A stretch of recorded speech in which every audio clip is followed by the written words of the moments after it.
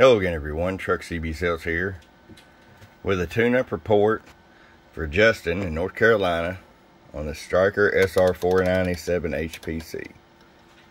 Justin, got it ready to go for you, bud. Got it all set up to run in your big rig. RF power all the way down, 50 watt slug. Looking around 5 watts. Roll it all the way up, 25 watts. Now Justin, you can run it there all the way up if you want. Won't hurt the radio at all, provided you have a low SWR. Show you average power swing. Hello. 50 watts in the corner.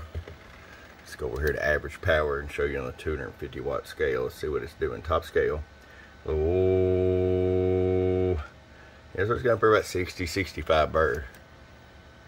250 watt slug and peak. Hello. 126 watts PEP. Alright, Justin's ready to come to you. Maybe you can put a big old hammer down on your buddy on his 447.